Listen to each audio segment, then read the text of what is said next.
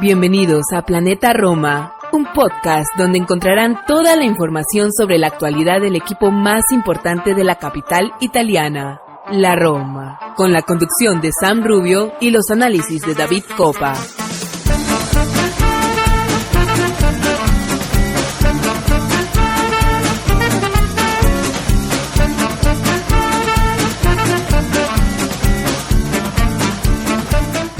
Hola a todos, soy Santi Boys y esto es un nuevo programa de Planeta Roma Podcast. Hoy va a ser un programa un tanto anómalo, en tanto en cuanto yo estoy a los mandos del mismo, y vamos a tener la participación de David Coppa, pero no como sucede habitualmente. David no está en vivo en esta grabación, pero sí que vamos a contar con su opinión y su apreciación sobre diferentes temas. Voy a aprovechar para empezar este programa tal y como terminé el anterior, y es hablando de nuestro equipo femenino. Si hace unos días os animaba a todos a seguir la evolución del equipo de Alessandro Spugna en la quinta jornada de la UEFA Women's Champions League, en ese importantísimo partido que enfrentaba a las chicas al equipo del Bayern München, en esta ocasión lo voy a hacer para comentar cómo terminó ese encuentro. Y es que el equipo de Spugna se puso por delante a la media hora de juego con un gol de Valentina Giacinti, pero un tramo totalmente alocado, fuera de control por parte de nuestras jugadoras, nos dio con los huesos en el piso, en el terreno de juego.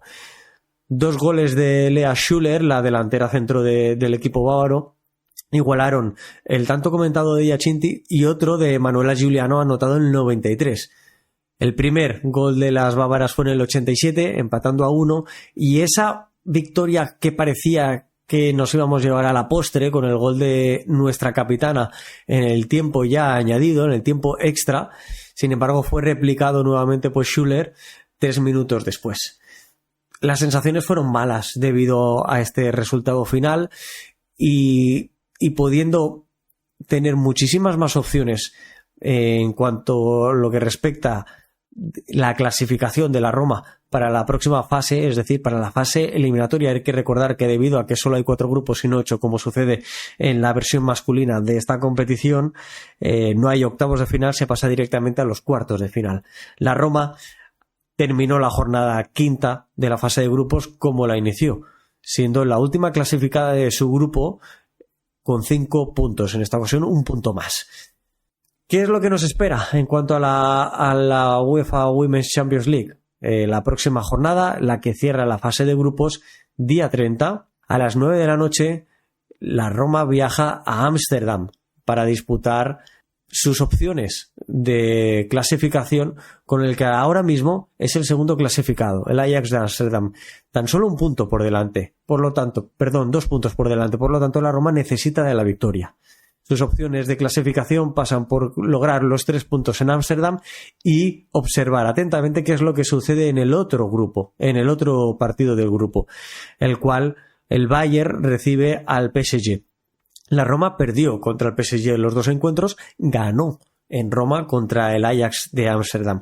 ¿Qué es lo que sucedió en el partido entre el Bayern y el PSG en el Parque de los Príncipes? Pues que las bávaras ganaron aquel partido por 0-1. Ahora son ellas quienes recibirán al PSG, que con 9 puntos lo tiene todo a favor para pasar a la fase eliminatoria. Todas las ecuaciones nos llevan a algo muy simple. La Roma debe ganar en Ámsterdam, como he dicho, y lo ideal sería que el PSG hiciera lo mismo en territorio alemán.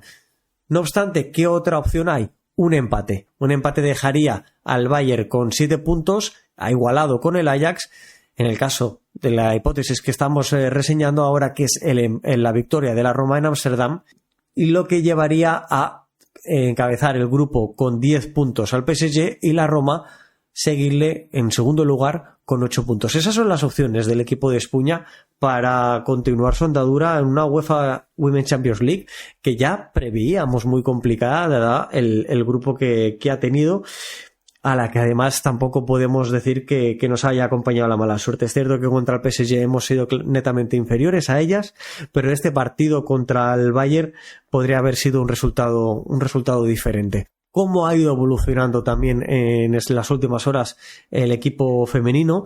Y es que yo estoy haciendo esta grabación en la noche, en Europa, en España, en Italia también, del sábado. Hoy ha jugado su partido contra la Sampdoria, su partido de Serie A, el equipo de Alessandro Spugna. Un partido que ha sido dominado de cabo a rabo por nuestras jugadoras, pero que ha tenido un resultado más corto de lo que venía siendo habitual hasta el mes de enero. Ha acabado con un resultado final de 2-0 ante la Sampdoria, como venía diciendo, donde la jugadora más destacada, ya no solo del cuadro rival, sino del partido, ha sido la portera de la Sampdoria. La Sampdoria es sexta clasificada, no es la última ni muchísimo menos, pero era un partido que a priori debería ser cómodo para nuestras jugadoras. Como digo, sin embargo, la portera rival ha hecho muy buena performance, muy buena actuación. Es el caso de Amanda Tampieri, y ha hecho que el resultado sea bastante corto para los méritos y las aspiraciones de nuestras jugadoras, que han lanzado a portería un total de 10 ocasiones para 23 tiros en total, y se ha cerrado con goles de Giada Gregi y de Lena Linari. Un partido que, como digo, ha sido ganado, es lo más importante, ha sido con los 3 puntos en el zurrón. Sin embargo, las sensaciones siguen siendo algo malas. Este mes de enero está siendo una auténtica pesadilla, lo comentaba el propio Spugna, tanto en cuanto a que no era fácil continuar con la dinámica totalmente ganadora que ha llevado el equipo en este año y medio. Aún así, hay que seguir al lado de nuestras jugadoras. Mañana, porque ya estoy en domingo, os he dicho que estaba grabando esto en la noche del sábado, ahora mismo ya supera la medianoche, por lo tanto ya estamos en domingo. El lunes a las 6 de la tarde hora local se enfrentan Juventus y Fiorentina, segunda y tercera clasificada en la Serie A, por lo cual es un resultado muy importante, es un partido del que estaremos atentos. En la próxima jornada de Serie A, jugada el fin de semana, el día 4 a las 4 de la tarde, la Roma recibe a la Juventus de Turín. Veremos si como segunda o tercer clasificada, pero sin duda, tanto el partido que juega la Juventus con la Fiorentina el lunes, como el que nos enfrentará a las Bianconeri el próximo fin de semana, van a ser determinantes para el ánimo de esta Roma, al igual que el partido que entre semana disputaremos en Ámsterdam. Eso sí, y no menos importante, la Roma en el día de hoy ha contado con el debut de Aleja Pilgrim, una jugadora suiza de tan solo 20 años, recientemente fichada en este mercado de invierno, con un contrato hasta 2027. Es procedente del Zurich, su demarcación habitual es la de delantera. Hoy se ha desenvuelto en uno de los costados, concretamente en el derecho. Veremos si poco a poco también puede ir dando relevo tanto a Giacinti como a Emily Beans, que parece ser la jugadora canadiense la predilecta por Spugna para ocupar la delantera centro, cuando no sea la jugadora italiana titular habitual quien ocupe esta demarcación. Veremos si la suiza va optando a ser esa tercera jugadora en rotación en esa demarcación concreta en la punta de ataque, o se va desenvolviendo también, por ejemplo, dándole descanso a Emily Beans en uno de los costados, una jugadora a priori con más gol del que vienen teniendo nuestras jugadoras de banda, y estaremos atentos a la evolución, como digo, de Aleja Pilgrim con la camiseta de la Roma.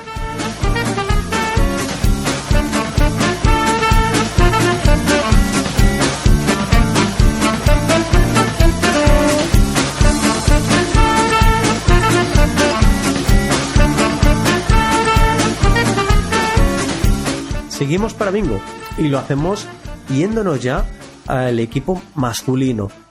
Un equipo dirigido por Daniele De Rossi que disputó entre semana un amistoso englobado dentro del marco del acuerdo de patrocinio con Riyadh Sessions, ese evento multitudinario que arrastra a miles de personas a la capital de Arabia Saudí, y que nos ha llevado esta semana a disputar un encuentro amistoso a media tarde, a horario europeo, en el que la Roma consiguió un resultado favorable y en el que pudimos ver si Daniele De Rossi continuaba con la estructura y esa disposición táctica que ya le pudimos ver en su primer encuentro dirigido a la Roma contra el Hellas Verona, y qué jugadores menos habituales y jugadores jóvenes del Primavera encontraban su espacio para poder desarrollarse, digamos, exhibirse, para poder hacerle notar al técnico su presencia y por lo tanto optar a tener más minutos de forma habitual en la Roma. Ahora sí, cuento con la opinión de David Kopa, que nos traslada cuáles han sido sus apreciaciones en este partido amistoso, insisto, sobre la disposición y sobre esos jugadores que destacaría del encuentro.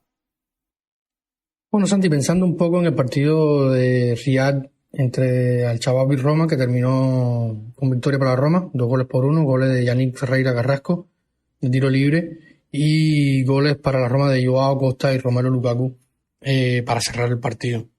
Una disposición táctica muy similar a lo que habíamos visto a la primera mitad del partido contra el Hellas Verona en el olímpico debut de Daniele.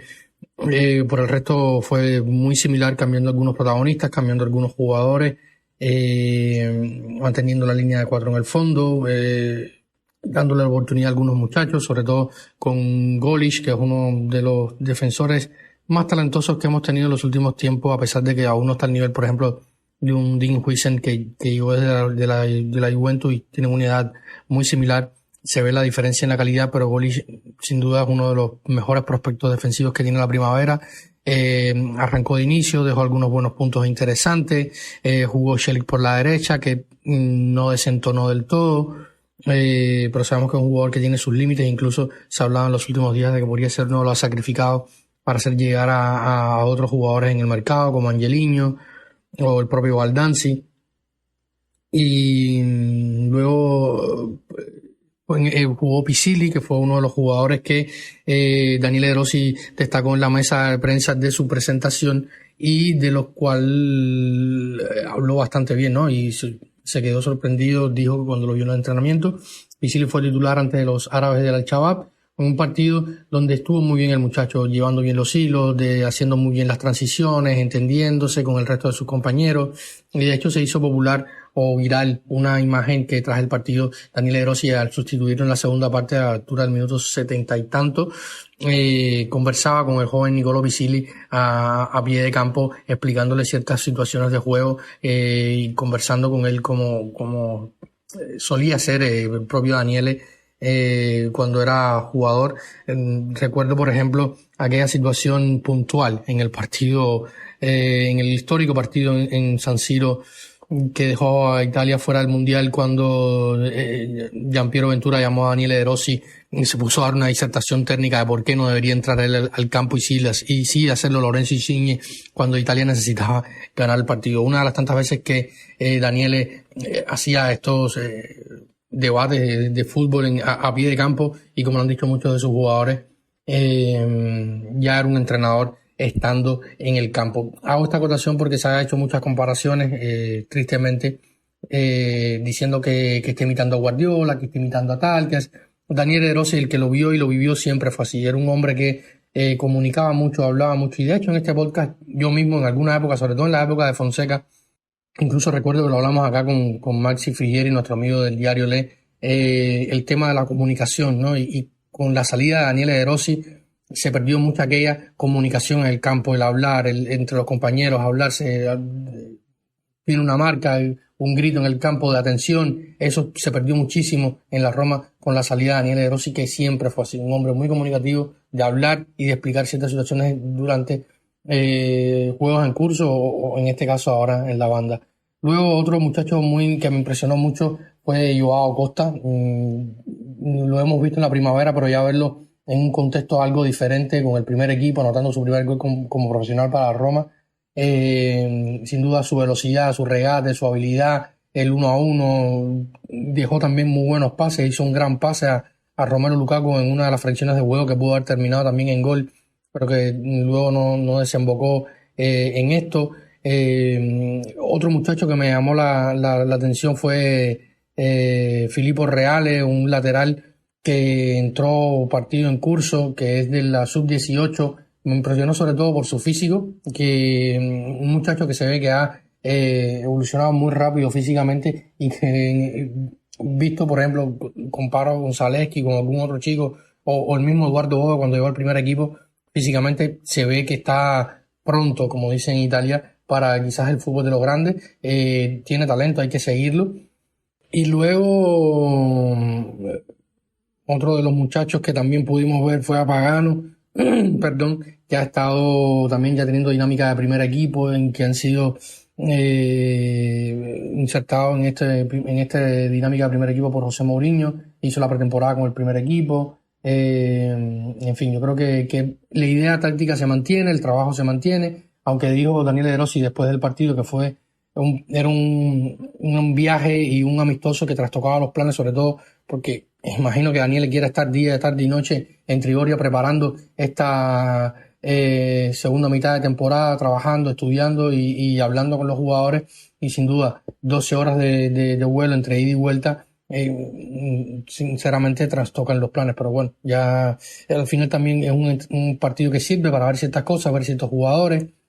Pudimos ver a Belotti también, que está siendo uno de los que está en la picota pública en estos días en cuanto a salidas, entradas o mantenerse. No tuvo un mal partido Belotti, pero tampoco fue descollante. Quizás pudo haber seguido más, tuvo un par de ocasiones, pero no pudo convertir. Así que yo creo que estos son los aspectos más importantes que vi en cuanto al Roma 2, al Chabab 1 en Riyadh. Buen reporte el que nos facilita David Copa del partido disputado en Arabia Saudí por parte de la Roma, y con él damos carpetazo, nos metemos de lleno en la jornada de la Serie A, una jornada que obviamente se está disputando y que está marcada por el racismo, es decir, por la situación vivida por Marc Maignan, el portero francés del Milan, en la anterior jornada en el campo de la Udinese, y que también está salpicando nuevamente un hecho de esta índole el campeonato italiano. Ojalá cada vez sean menos, ojalá nos planteemos de verdad, como ha solicitado también el guardameta francés del Milan, y se den menos situaciones como la protagonizada por Cioffi, el técnico de la Udinese, que no solo aprovechó el momento en el que el portero francés se quería plantar para dar instrucciones tácticas, sino que después del encuentro ha hecho declaraciones bastante vergonzosas, en tanto en cuanto ha querido hacer de menos la situación. No es para ello. Es una lacra que mancha el fútbol en todos los lugares, pero en Italia estamos lamentablemente, tristemente, muy acostumbrados a vivir. Dicho esto, obviamente es mi opinión, la expreso. Ojalá muchos de vosotros también estéis de acuerdo con ello y entre todos consigamos ir cambiando esta situación. Vamos a repasar cuáles han sido los resultados que se han estado dando hasta la fecha, porque varios de ellos nos vienen muy bien, no vamos a negarlo. En la jornada de hoy, en sábado, han habido varios rivales directos que han pinchado, que no han sumado de a 3. Es el caso del Bologna, de Thiago Motta, que ha sido expulsado en su encuentro contra el Milan, donde en San Siro han empatado a 2 ambos equipos. Los rossoblù, en este caso, con mayor sensación de victoria, dado que han empatado al final del encuentro.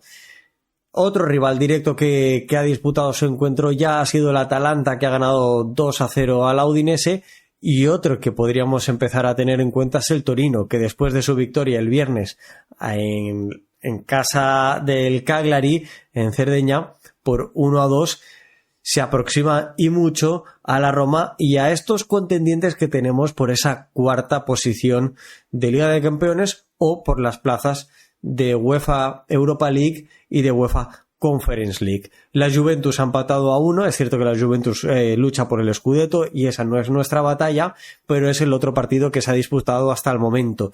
El domingo juega la Lazio y el Napoli, partido muy interesante y importante para la Roma, porque uno al menos de los dos equipos se va a dejar puntos, algo que nos va a beneficiar, y la Fiorentina va a recibir al Inter, que va a tener la ambición de recuperar el liderazgo de la tabla clasificatoria de la Serie A, y por lo tanto es un duro hueso de roer para la Fiorentina de Vincenzo Italiano, eso sí, que juega como local en Florencia.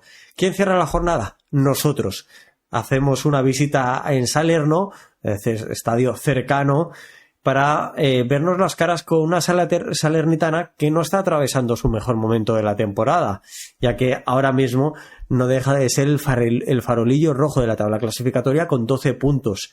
Ya la ventaja bastante, pues el Empoli con su empate de hoy con la Juventus ya suma 17 puntos. Esa diferencia de 5 puntos que mañana va a intentar reducir la Salernitana, veremos si lo consigue o no. Para ello, para saber cómo llega el equipo de Salerno al encuentro, contamos con un audio de Tomás, aficionado a la Salernitana, que gestiona la cuenta en Twitter @salerno_arg. Hola, muy buenas, me presento, soy Salerno Arg y primero que nada quisiera agradecer a los chicos de Planeta Roma por contar conmigo ante este Salernitana Roma. Bueno, como ya todos sabemos, Salernitana no viene en un buen momento, viene último en la tabla con 12 puntos y a 7 de salvarse del descenso. No solamente está en un mal momento futbolístico, sino que también anímico, ya que viene perdiendo los últimos 3 partidos en el último minuto. También contamos con diferentes bajas, tales como la de Díaz, Cabral y Koulibaly, debido a la Copa de África. Este es un partido muy importante para el conjunto granata, ya que si no se logra rescatar aunque sea un punto, podemos quedar muy abajo en la zona de descenso. Más allá de todo eso, tenemos un poco de esperanza en que podemos llegar a sacar un empate como en los anteriores 2 partidos contra la Roma de 2-2. Además, Inzaghi poco a poco está encontrando su equipo titular. Ochoa volvió de su lesión, Martigani está mostrando un gran nivel y también hay que ver bien cómo rinden estos últimos fichajes de la Salernitana. En los papeles, por plantilla y por momento anímico, la Salernitana viene mucho peor ante la Roma. Pero bueno, siempre se tiene esa fe a un zapatazo de Candreva. Mil gracias a Tomás por su aportación en nuestro programa y ahora vamos a saber cuál es la actualidad de la Roma. Una Roma que cuenta con Dan Hewson, con Mancini, con Dybala y también con Aouar en dinámica de entrenamientos, en dinámica grupal. Los 3 primeros recuperados de sus molestias físicas y el último, el cuarto, el argelino, ya de vuelta de la competición de la Copa Africana de Naciones, donde Argelia ha quedado eliminada en la fase de grupos. Ya lleva 2 días entrenando con el grupo, por lo cual ya está a las órdenes de Daniele De Rossi y se le espera como mínimo en el banquillo en el viaje a Salerno. Para saber cuál es la actualidad y cuál es el momento, cómo se afronta este partido, pues contamos, cómo no, con la opinión y la información que nos traslada David Copa. Pensando un poco en el partido del próximo lunes, la Roma visitará en la jornada que se juega este fin de semana en Salerno, en el Aregui, una fecha donde los hinchas y Rossi no pudieron viajar a Salerno para estar con el equipo por prohibición de las autoridades locales debido a los últimos acontecimientos, sobre todo lo sucedido en el derbi, en el derbi de Copa, cuando Lazio y Roma se enfrentaron en los cuartos finales de la Copa Italia y hubo algunos enfrentamientos desde las gradas entre la curva Sud y la grada Tevere durante el derbi y por lo tanto no se ha podido trasladar la afición giallorossi residente en la capital, en la región de Lazio, hacia Salerno. Un partido que encuentra a 2 equipos y como hemos venido comentando, completamente en situaciones muy diferentes, muy complicada la Salernitana del ex Walter Sabatini, que ha retornado a la dirección deportiva del conjunto granota, del equipo dirigido por Filippo Inzaghi, que entró temporada en curso. Y sobre esto básicamente quería comentarles porque es una curiosidad. Sabemos que Daniele De Rossi llegaba a la Serie A sin experiencia previa en la primera división del fútbol italiano, pero sí con un pequeño paso por la Serie B, donde estuvo, como todos conocemos, al frente de la SPAL por 19 partidos, donde sacó 3 victorias, y una de esas 3 victorias fue casualmente ante la Reggina de Filippo Inzaghi, Pipo, sabemos que ha estado muchos años en la Serie B y su Reggina fue un equipo muy competitivo la temporada pasada, como suelen ser los equipos que ha dirigido en la Serie B el ex delantero del Milan, y fue una victoria muy importante para el Spal en su momento, un pequeño impasse de eso de los mejorcitos que tuvo el Spal, que hoy está en la Serie C y discutiendo por no descender a la Serie D. Está colera en su grupo. Pero la casualidad y la particularidad es esta, ¿no? Que en esta pequeña experiencia que tuvo Daniele De Rossi en la Serie B, una de las victorias fue ante Filippo Inzaghi, compañeros de la selección en algún momento, la selección italiana, y cuando revisamos los resultados de Daniele, en la Serie B fueron 3 victorias, como le decía, una contra la Reggina, una contra el Parma y otra contra el Cosenza por goleada de 5-0. Pero fueron, sobre todo, sacó resultados importantes contra equipos como el Palermo, contra el Bari, contra el Parma, contra el Reggina, equipos que eran de la parte alta de la tabla. Logró sacar resultados importantes a pesar de que no pudo lograr el objetivo de mantenerse hasta el final de la temporada, salvarse en lo que fue un mercado muy deficiente en aquel momento del Spal. Lo cierto es que ya conoce a Filippo Inzaghi, lo que es como entrenador, por supuesto, es un punto a favor para la preparación del partido del próximo lunes, un partido donde habrá que ver si puede reproponer el esquema inicial, al menos que vimos en el partido contra la Hellas Verona del Olímpico, ese 4-3-3 o 4-2-3-1, partiendo porque es difícil reproponerlo porque no hay lateral izquierdo, no está Spinazzola, que salió lesionado en ese partido tras la primera media hora. Se está tratando de llegar a Angelino, pero que no ha podido cerrar esa operación. Esperemos que cuando estén escuchando este podcast tengamos novedades, y les recordamos siempre que nos pueden seguir en planetaroma.net y en todas las redes sociales para estar actualizados minuto a minuto lo que va sucediendo en cuanto a los movimientos de mercado. Dicho esto, habrá que ver si propone otra solución Daniele De Rossi, teniendo en cuenta de que no está Spinazzola para el partido. Quizás pudiera ser Christensen una de las alternativas. Ha estado trabajando con un chico español de la cantera, Jan Oliveras. Una de las alternativas que vimos, por ejemplo, en el partido contra el Verona o en el partido de Riyadh contra el Al-Shabaab, fue Rasmus Christensen. Por lo tanto, habrá que ver si está inclinado a mantener el 4-3-3, haciendo forzando un poco la máquina, moviendo a Rasmus Christensen o haciendo una excepción con este muchacho de la primavera que tiene muy buenas características. Lamentablemente Jan ha tenido algunos problemas físicos que no le han dado la continuidad y ese espacio importante en la primavera de Federico Guidi, pero sin duda es un chico que tiene mucho talento y habrá que ver si lo quiere lanzar en el fútbol del primer nivel Daniele De Rossi. El resto del partido, no estar Leandro Paredes, no va a estar Leandro Paredes, le comentaba, por sanción, pero sí vuelve Bryan Cristante, por lo tanto debería ser hombre por hombre. Bryan Cristante ocupando el puesto en la reguía de reguista, jugando por delante de la defensa, con Eduardo Boy y Lorenzo Pellegrini, que hablan que podría tener un rol más de mezzala, de interior ofensivo. En defensa, por lo tanto, también hay una vuelta, debería estar Mancini entre los titulares. Sabemos que Mancho ha estado arrastrando en los últimos meses una pubalgia. En el partido contra el Hellas Verona estuvo sancionado, no hizo el viaje a Riyadh para jugar con el Al-Shabaab, para darle un buen tiempo de recuperación. 2 semanas seguidas de descanso a Luka le vinieron muy bien para combatir este problema que ha estado enfrentando en los últimos tiempos. Y por otro lado, Dan Huijsen, que había sido titular en los últimos partidos, salió con una sobrecarga en los abductores del partido contra el Verona y por lo tanto pudiera ser baja y ahí hacer un relevo en la guardia defensiva y ver a Llorente junto a Gianluca Mancini en esa hipotética línea de 4. Por lo tanto, el resto, sin muchos cambios. Se espera la presencia de Paulo Dybala, que también salió tocado de ese partido contra el Hellas Verona y tampoco estuvo en ese grupo de los que viajó a Riyadh, se quedó en Trigoria trabajando. Y se dice que el míster De Rossi está trabajando también en una alternativa de Zalewski como alternativa al Shaarawy, jugando un poco más de extremo izquierdo, pegado a la banda y desde no recortándose adentro, o sea, jugando más por su pierna y dando más profundidad por esa banda para que el propio Lorenzo Pellegrini, que como comentábamos, jugaría a Mezzala, pudiera ocupar esos espacios que va dejando Zalewski, que ocupa, que correría hacia adelante.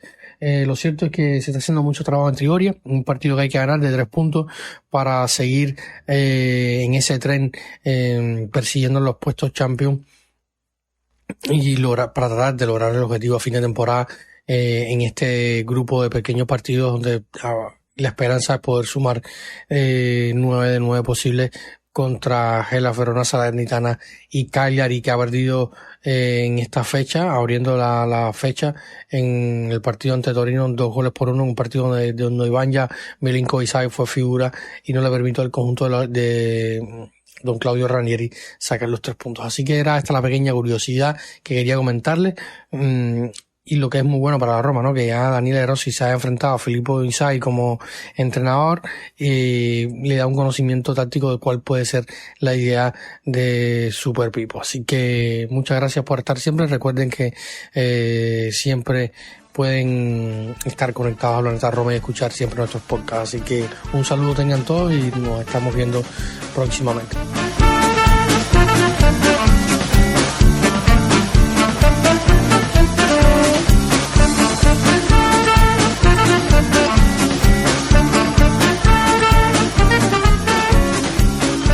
Estamos a finales de enero y es tiempo de calciomercato y eso os gusta. Así que solo recordaros que podéis seguir todas las evoluciones del mismo en planetaroma.net y en @planeta_roma en Twitter.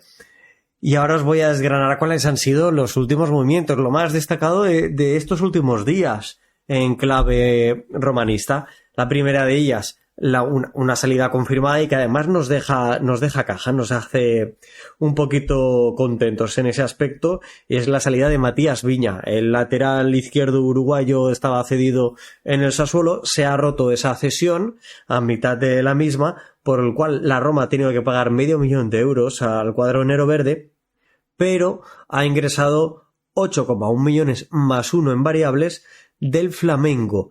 El equipo brasileño se hace con los servicios del lateral uruguayo que llegó en 2021 a la Roma a cambio de 13 millones pagados a otro equipo brasileño, en este caso al Palestra, al Palmeiras, y Viña ha firmado hasta el 2028 con el Flamengo. Suerte para el uruguayo en su andadura de nuevo en el Brasileirao.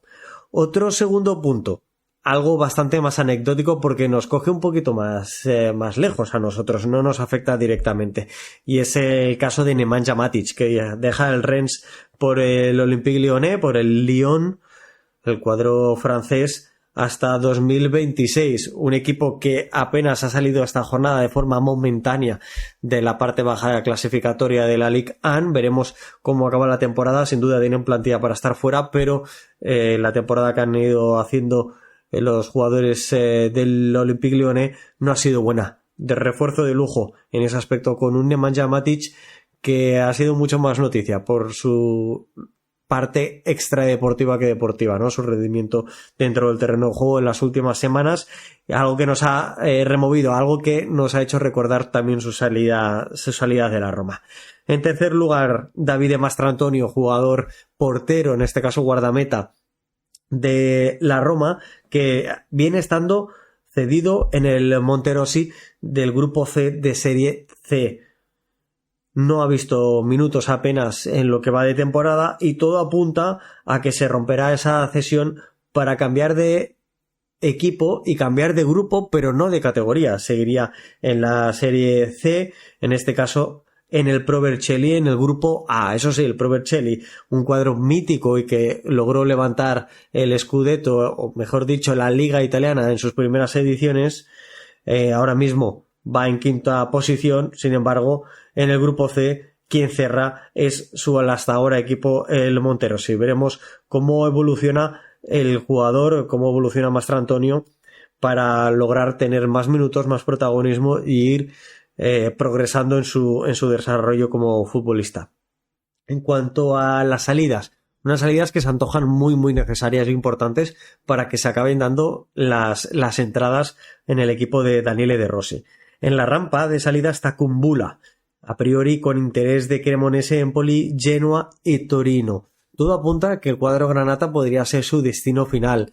La relación con Ivan Juric, quien lo hiciera destacar en las filas del Hellas Verona, es un binomio que nos puede beneficiar desde la perspectiva de aumentar el rendimiento, de que el jugador pueda tener minutos de juego, confianza de un entrenador que ya lo conoce, por ahí aumentar también su valía económica y dar con un beneficio para la Roma, ya sea en cuestión de minutos y de rendimiento, de que el jugador vuelva a cobrar esa confianza que vivió en Verona, o bien de en un futuro traspaso. Veremos cuál es su caso. Con él están Celik, el turco, y Belotti, que ha sido fuertemente relacionado con el Real Betis Balompié español después de la salida de Borja Iglesias rumbo al Bayer Leverkusen alemán. Veremos qué es lo que acaba sucediendo. Uno de los protagonistas de esta jornada es Tommaso Baldanzi, jugador del Empoli de 20 años, que ha marcado el gol que ha dado el empate al Empoli ante la Juventus de Turín. El jugador internacional con las categorías inferiores de la Nazionale está fuertemente relacionado con la Roma. Incluso en las últimas horas hemos podido ver cómo aficionados le cuestionaban a Tiago Pinto sobre ello, y al hasta ahora director deportivo de la Roma se le escapaba una sonrisa que nos hacía creer, o nos hace creer, que si no está cerrado falta muy poco para ello. ¿Va relacionado con lo anterior? Pues todo lo que se filtra hasta el momento es que no puede llegar el joven jugador del Empoli si no hay alguna salida antes. Y el último punto de este apartado de Calciomercato no es otro que Angeliño, jugador español que mañana domingo, o hoy domingo, probablemente cuando lo estéis escuchando, debería formalizarse su llegada a la Roma. Ahora mismo toda la información que se maneja, insisto, la podéis encontrar en planetaroma.net, es que el acuerdo con el Leipzig, el equipo de Alemania del Este, el que fuera Alemania del Este, por supuesto, el equipo alemán, está cerrado. Falta acordar con el Galatasaray los acuerdos de esa ruptura de la cesión. A priori el cuadro turco no estaba interesado en continuar con ella, y todo apunta a una cesión hasta final de temporada, hasta junio, con una opción de compra de 5 millones. Veremos cuál es el final de esta negociación. Esperemos que sea con Angeliño como jugador de la Roma. Hablábamos de él en el anterior programa, yo mencionaba que me parecía un jugador un tanto desequilibrado y que además que estaba viniéndose un poquito a menos. Pero para conocer mejor a Angeliño, qué mejor que saber de primera mano por un experto de la Bundesliga cómo ha sido o cuáles han sido sus mejores años en su carrera deportiva, los cuales los ha disputado allí, en la Bundesliga.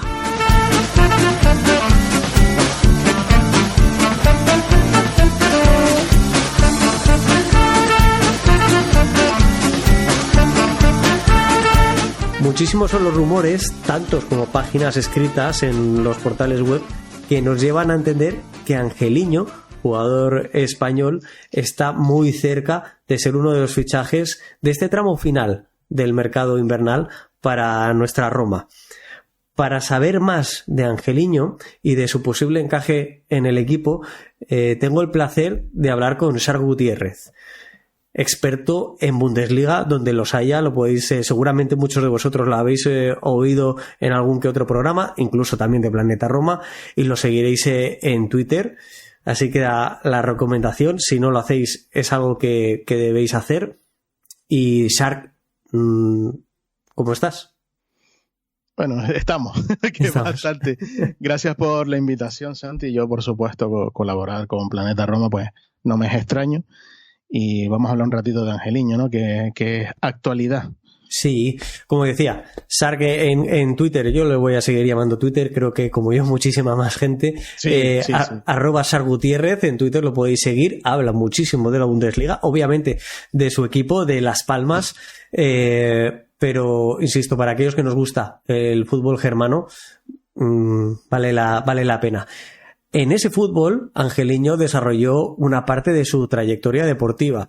Un jugador que salió del fútbol base del Deportivo de La Coruña para ir a parar al del Manchester City y a partir de aquí empezar a dar más vueltas que una peonza. Pasos por el New York City, por el Mallorca en segunda división, en LAC Breda, en Países Bajos, que fue una explosión para el jugador. Le facilitó llegar al PSV Eindhoven, que pagó una transferencia por él, y de ahí volvió a Manchester City.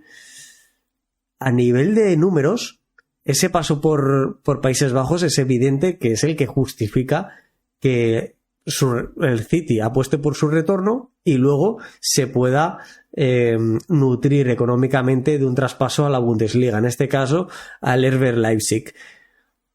¿Quién es Angeliño o qué papel desarrolló Angeliño en esas 3 temporadas de Leipzig en el que fue de más a menos, muy probablemente, Shark, porque Angeliño llega en un mercado invernal con un coste de 16 millones de euros, paga el equipo de Alemania del Este, y en esa primera temporada, en esa media temporada, 13 partidos, 1 gol, 2 asistencias, pero claro, es que venía de sumar 9 y 10 participaciones en goles en Países Bajos entre el NAC Breda y el PSV Eindhoven.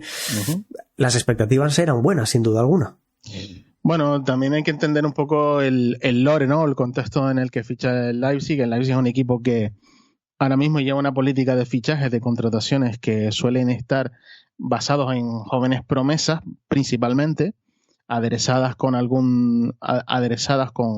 fichajes pues tipo como el de Kevin Campbell o el de Xaver Slager, que son gente con bastante experiencia en Bundesliga, o por lo menos con experiencia previa demostrada. Y bueno, digamos que Angeliño formó parte de esa, digamos, política de fichajes que ha caracterizado al Leipzig desde prácticamente su invención y su llegada a la Bundesliga. Entonces, a partir de ahí, pues evidentemente estamos hablando de un chico que empezó siendo extremo en el Deportivo y que, como todos los extremos, pues o casi todos los extremos, termina reubicándose un punto de partida mucho más atrás. Y creo que a partir de ahí el PSV brilla. En el PSV, con espacios, con un fútbol también con muchas semejanzas al alemán, pues creo que tenía pues ese contexto ideal para eclosionar, ¿no?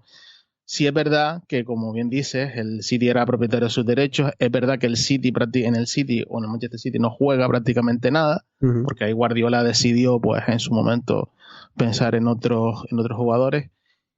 Y lo cierto es que el Leipzig era una oportunidad no solo a nivel de deportivo para jugar, ¿sabes? Para desarrollarse como futbolista y sus características, sino también pensando un poco a futuro en una plataforma de lanzamiento para, quién sabe si la selección, quién sabe si, por ejemplo, un fichaje pues por otro grande, ¿no? En algún momento de su carrera. Evidentemente esto no ha sido así. Es verdad que tuvo 2 años muy buenos, donde incluso la época de Luis Enrique en la selección española, pues se le dijo mucho que convocara a Angeliño porque estaba en un momento de forma muy bueno, pero bueno, la selección española en el flanco izquierdo ha tenido la suerte de contar buenos exponentes, ¿no? Como José Gallá. Entonces, al final era muy complicado, pero el rendimiento estuvo ahí y bueno, por características, es un futbolista muy, muy concreto que no encaja en cualquier equipo tampoco. A eso vamos, y tú hablabas de lo hilo, con 22 años llega a la Bundesliga. Ese tipo de jugador joven que le puede servir al Leipzig para desarrollarse, no solo deportivamente en cuanto al jugador, que también le deje un rendimiento, sino también económicamente, como muchos ejemplos se pueden dar en el equipo. En ese sentido, llega un jugador de 22 años, lateral izquierdo, para jugar ¿cómo? ¿Y dónde? ¿En qué posición? Porque no es lo mismo jugar de lateral izquierdo en una defensa de 4 que hacerlo en una defensa de 5 con muchísimo más vuelo. Hay que situarse un poco en el contexto Nagelsmann, donde previamente, antes de la llegada de Nagelsmann, Ralf Rangnick impulsa, digamos, lo que es la figura del, entre comillas, carrilero inverso, lateral inverso, que significa que, que uno de los laterales digamos, guarda mucho más la posición, demostrando o quedándose con la defensa de 3 atrás, convirtiéndose en 4, lanzando, digamos, al carrilero de la banda contraria, siendo mucho más profundo, ¿vale? Básicamente el Leipzig hace eso durante 2 años, se podría decir, como tónica principal, porque Rangnick hace un poco la labor de intermediario entre Hasenhüttl y la llegada de Nagelsmann, y Nagelsmann hereda un poco lo que ya Rangnick había montado en esa temporada de transición. Entonces comienza a dar esos pasos en ese sentido, y al Leipzig le va bien porque eclosiona, ¿no? Un equipo montado, digamos, para transitar, pero con buenos jugadores para tocar en el medio, con el propio Campbell, con el propio Savitzer, que se convierte más en un centrocampista más que en un jugador de banda. Entonces ese abandono de la banda izquierda y sobre todo esa, digamos, dupla que puede montar por momentos con Timo Werner y alguno de los mediapuntas, llámese Forsberg, llámese X, pues termina dando sus resultados, ¿no? Al final es un equipo que es vertiginoso, directo, que es evidentemente muy físico en el sentido amplio de la palabra, no concreto.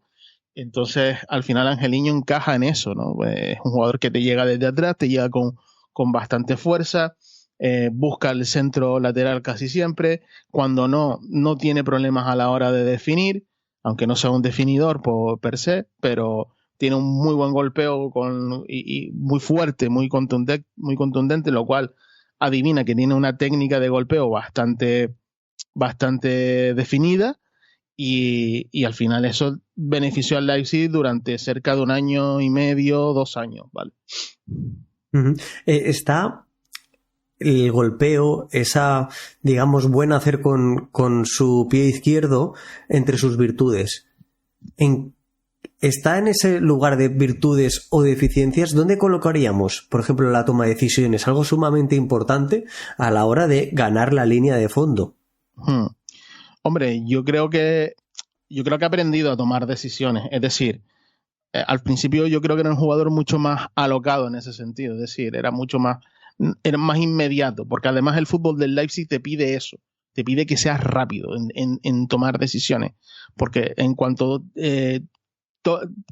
controlas con la izquierda, ya te viene un jugador por tu derecha y otro enfrente. Entonces al final ese fútbol del Leipzig, que es vibrante, es básicamente estimulante, como puede ser su propia bebida de Red Bull, pues digamos que lo hace marca identificativa, y Angelino llega un poco en esas virtudes, porque técnicamente en cuanto a regate no es nada del otro mundo, es bastante correcto, incluso algo deficiente por momentos, porque muchas veces pues los controles o los regates o las fintas pues las hacen velocidad, no las hacen parado. Entonces no es un futbolista que técnicamente te vaya a desbordar como podría hacerte, por ejemplo, Marcelo, ¿vale? Entonces estamos hablando de un futbolista que aparece más por sorpresa, digamos, que es muy veloz, que tiene una aceleración muy potente y que tiene un golpeo muy potente. Digamos que entre la toma de decisiones, y respondiendo a tu pregunta, diría que mejor que hace 3 o 4 años, pero no es tampoco su mejor o su mayor fuerte, porque al final tiene unas indicaciones bastante concretas para potenciar su juego, por así decirlo. En las 2 siguientes temporadas completas, en ese pico que tú mencionabas también, que recuerdo perfectamente cómo se le insistía a Luis Enrique que llamara a Angelino para la selección, encontramos un segundo puesto en la Bundesliga del Leipzig en la temporada 2020-2021, en la que el jugador Angelino participa en 26 encuentros, da 4 asistencias, marca 4 goles. En la siguiente, la 21-22, el Leipzig, que es cuarto, participa en 29 encuentros. En ambas temporadas superan los 2.000 minutos de juego, y en esta última temporada en el Leipzig llega a participar en un total de 7 goles. ¿De dónde sale o por cuál es el motivo? Que yo recuerdo perfectamente la asociación que formaba con Werner, como tú has mencionado. Era algo que al Leipzig, sin ir más lejos, pues le llevó a quedar tercero y segundo 2 temporadas en Bundesliga, participar con muy buen rendimiento también en Liga de Campeones y es difícil de explicar para alguien que no siga la Bundesliga encontrar el porqué desde fuera a esa salida del equipo. Bueno, aparecen varios factores, yo creo, ¿no? Primero hay un cambio de entrenador. Nagelsmann empieza a dejar de contar con él. También creo que hubo algún tipo de roce interno que no le ha permitido a Angelino, pues, digamos, ser titular. No sé hasta qué punto lo del roce interno, pero creo que eso pasó ya en el último año de Nagelsmann antes de que este se fuera al Bayern. Y Rose se encontró con un jugador que no quería porque Rose, creo yo, le gustaba más la idea de tener un lateral menos vibrante y tener un poquito más de control sobre lo que está pasando dentro de lo que es contexto Leipzig, ¿vale? Entonces, quizás ven un poco motivado por esos dos factores. También es verdad que cuando Angelino, digamos, sale del Leipzig, lo hace porque ya ese inicio de Marco Rose, pues ya no se ve que no cuenta con él, ve que no le da bola, ni siquiera que entra poco en las rotaciones. Cuando venía, pues tú mismo lo has dicho, ¿no? Venía siendo un futbolista que partiendo desde atrás, llegando a línea de fondo, jugado 26, me imagino que son 26 partidos en total, porque sí, en la Bundesliga son 34 solo, pero claro, el Leipzig juega competición europea, etcétera, y Angelino en Champions, pues era más titular incluso que lo que era en Bundesliga porque Nagelsmann rotaba, ¿no? Dado un poco también su físico, porque muchas veces este hombre sufría de problemas musculares, Angelino, lo sufre todavía. Entonces, al final, claro, ese desgaste también le pasa factura a Angelino, que empieza a acumular también actuaciones que no son convincentes y que tienen que ver sobre todo, creo que es más culpa del equipo que de él, yo pienso, porque al final si te cogen la espalda varias veces, tienes que tener una cobertura que te esté respaldando, ¿vale? Y creo que en ese sentido, a lo mejor esa toma de decisiones sin balón le ha podido pesar en algún momento y ha podido ocasionarle algún fallo, alguna pérdida que ha generado una contra que termina en gol, o algún error en las entregas, o no un error en los apoyos que favorezca el contragolpe rival y termine costando puntos incluso, ¿no? Creo que en ese sentido a lo mejor podría haber sido un descenso de contribución al equipo, y a lo mejor parecía más un problema que realmente una solución a los problemas del Leipzig. Aparte, del Leipzig morfológicamente, en cuanto a manera de utilizar el balón y a la hora de estacionarse en campo contrario y tal, entre Rose y Nagelsmann hay matices claros donde apuesta Rose por un fútbol quizás más de control que incluso que Nagelsmann, ¿no? Para no sufrir en transición. Entonces, quizás por ahí Angelino tenga menos encaje porque ahí no tiene tanto metro para recorrer, ni tampoco coincide con la mejor versión de Werner, que incluso se marcha al Chelsea. Creo que eso también le perjudica bastante. Estamos delante de un jugador desequilibrado entre la faceta ofensiva y la defensiva. La defensiva sería aquello que nos llevaría a cuestionarnos un posible encaje dentro de una defensa de 4, que sí que pueda estar más descubierta, que sí que le pueda exigir un repliegue defensivo o una mayor sobriedad a la hora de perfilarse, por ejemplo, o el de las vigilancias defensivas. Yo creo que más que exigírselo a él, se lo exiges al equipo, porque realmente cuando juegas con un lateral, con un carrilero como Angelino, la defensa de 4 obliga a que el central del perfil izquierdo sea más una especie de central lateral que ocupe ese espacio, y aparte condicionas al mediocentro, ¿no? Digamos, y lo metes un poco como cuarto central. Haces que tengas que hacer esas coberturas por dentro, entonces, para cubrir un poco el perfil del central. Entonces, obliga a cambiar 2 o 3 cosas a lo mejor de un equipo normativo, ¿no? Que juegue con un 4-2-3-1, por poner un ejemplo, y que le dé vuelo a ese carril. Claro, tienes que cambiar muchas cosas, no solo sin balón, sino también con balón, porque encima para potenciar a Angelino tienes que tener algo de posesión y sobre todo utilizarla de manera muy vertiginosa para que él llegue y apoye cualquier acción que tenga, porque es un jugador de potencia física, o sea, de aceleración básicamente. Y es algo que yo creo que con el paso de los años los seres humanos vamos perdiendo un poco, ¿no? Esa potencia física. Entonces, creo que las dudas pueden venir un poco por ahí.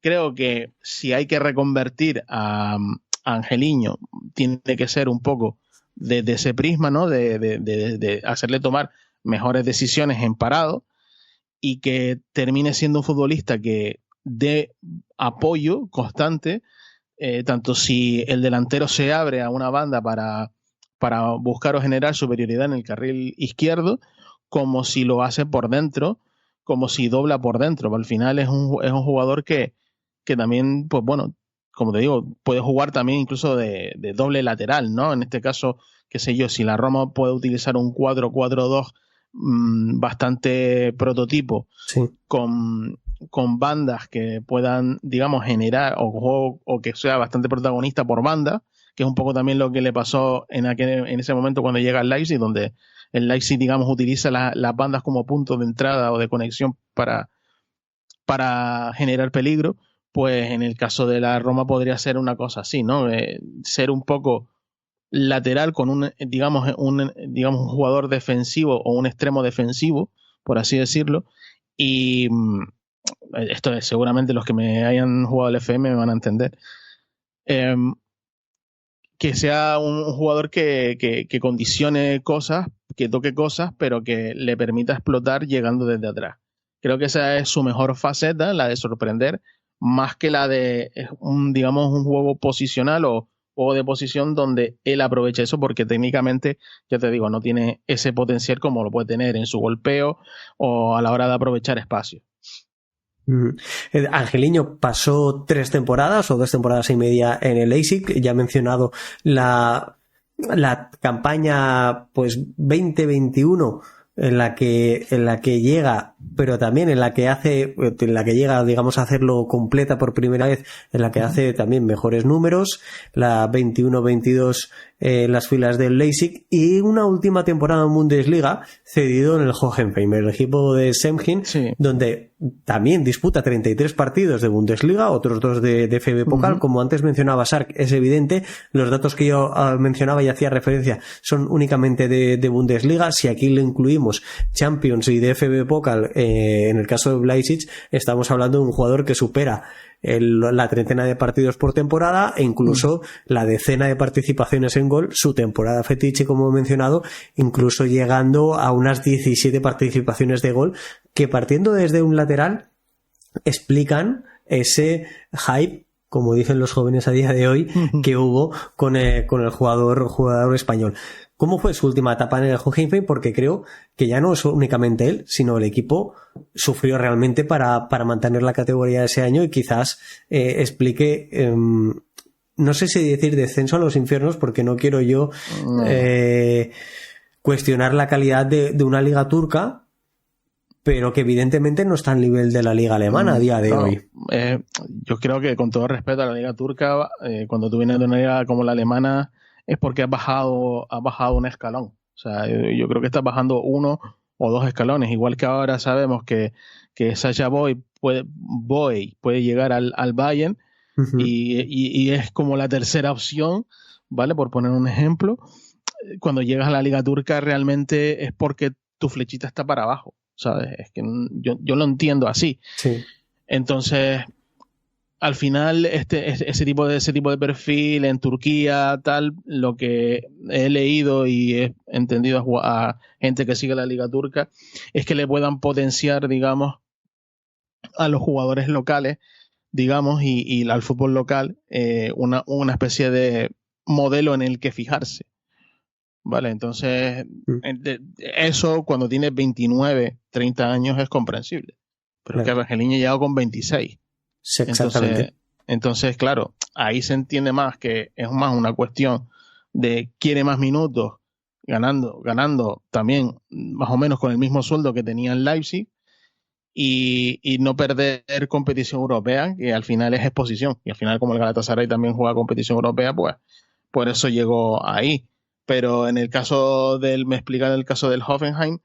El Hoffenheim es un equipo que es muy RB Leipzig, digamos que incluso pionero o previo al RB Leipzig, ¿no? Porque al final es un tipo como Ralf Rangnick que, digamos, en 2009, 2010, bueno, un poco antes, lo cambia todo y establece un modelo de juego que luego exporta como imagen de marca a Red Bull. Entonces, digamos que es en ese momento, porque al final el Hoffenheim, durante los años de Nagelsmann, pues está prácticamente en Champions, si no en Europa League, sí, año por año. Y cuando cambia de entrenador, pues bueno, se encuentra digamos, dificultades. En el primer año con Sebastian Hoeneß creo que no es malo, pero el segundo sí, lo sustituye Pellegrino Matarazzo, que era técnico del Stuttgart, y que hay similitudes en ambos a la hora de las formaciones, a la hora de utilizar los carriles como puntos de entrada, ¿vale? O puntos de conexión.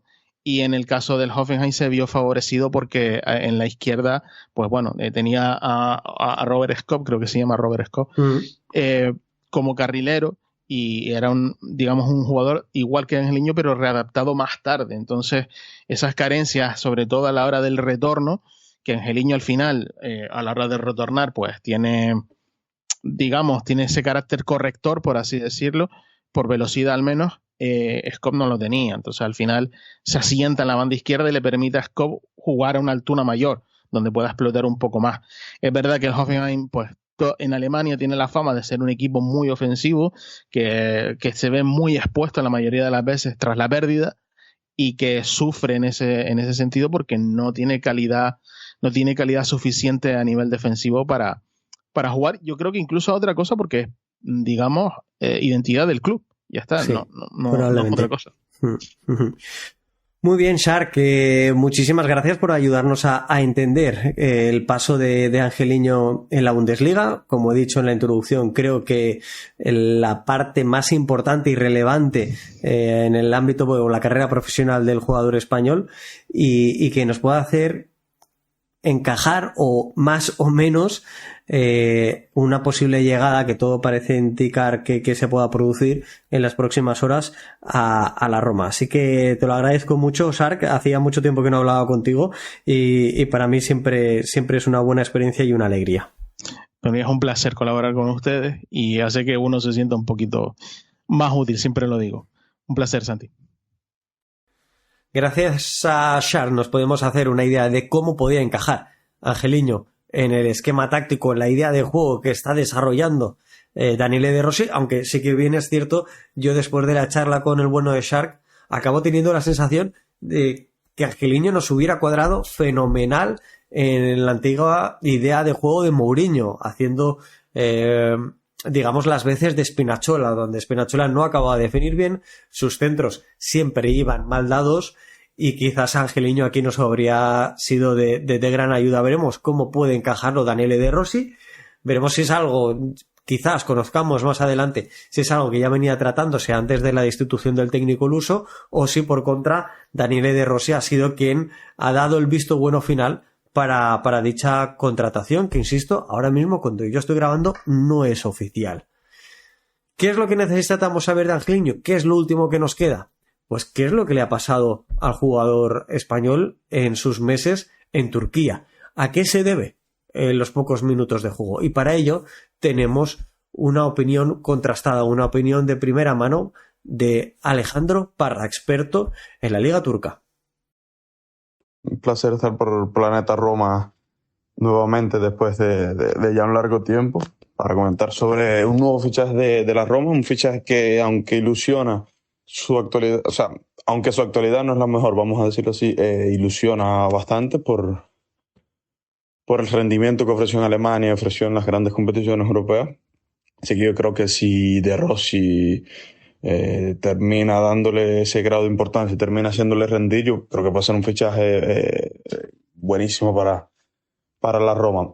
Mencionaba que su actualidad no es la mejor porque básicamente en Galatasaray se esperaba muchísimo de él, o sea, era un jugador que en Alemania promediaba vamos a decir un número, 10 asistencias por temporada, que para un lateral izquierdo son números realmente buenos. En Turquía, una liga objetivamente inferior a la liga alemana, se esperaba que su rendimiento, o sea, que esas 10 asistencias se convirtieran probablemente en 15 o quizás un poco más, y realmente ha quedado bastante de ver, ¿no? O sea, un equipo sumamente ofensivo que digamos que podría haber explotado sus cualidades, como lo hizo el otro lateral, el lateral derecho de Galatasaray, Sacha Boey, que ahora mismo parece que lo va a fichar el Bayern Múnich, así que eso te puede dar a entender que Galatasaray es un contexto bastante favorable en que cualquier futbolista podría rendir realmente.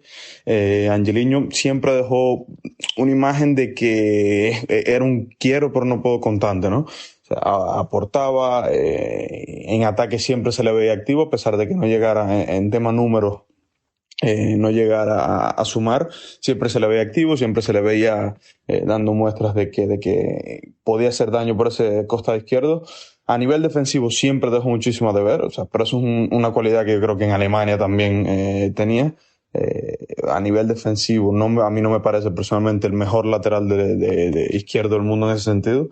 Creo que le cuesta bastante, sobre todo porque es un lateral que juega bastante avanzado, bastante arriba, con bastante proyección ofensiva, y yo creo que al final eso le termina perjudicando a la hora de tener que regresar a salvar una jugada, por poner un ejemplo. Creo que es un futbolista todavía rescatable, por decirlo de alguna forma. En Galatasaray se quedó en 19 partidos jugados porque si llegaba a 20 se activaba la cláusula de 6 millones que Galatasaray no quería pagar por él. Los partidos de Champions los jugó todos, o sea, incluso la previa. Creo que solo faltó un partido en las previas. Anotó un gol que al final terminó no dando la clasificación a Galatasaray, pero fue clave para que el Molde no empatara aquel playoff de Champions. Un gol de falta, por cierto. O sea, eso te puede dar a entender que es un futbolista que en ataque es bastante activo. Y fuera de ahí, la verdad que su rendimiento yo diría que fue un 5 de 10 por lo que se esperaba realmente y lo que terminó siendo. Pero si se enfoca y si mejora ciertas cualidades, yo creo que Angelino todavía es un futbolista sumamente válido para la élite europea, para las aspiraciones de la Roma, que no son pocas, que no son grandes aspiraciones, y para lo que realmente buscará Daniele De Rossi ahora en esta etapa suya. Un placer estar por aquí, un abrazo para todos los oyentes y esperemos que vaya bien.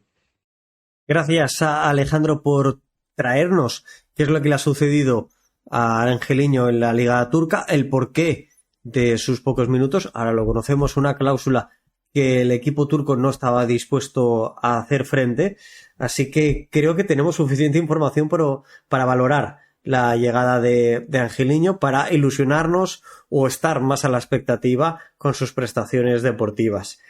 Hasta aquí llega nuestro programa, espero que lo hayáis disfrutado. Evidentemente ya lo sabéis, si os ha gustado dejadnos vuestros comentarios, si os ha gustado suscribiros, darle al like, que para nosotros siempre es importante.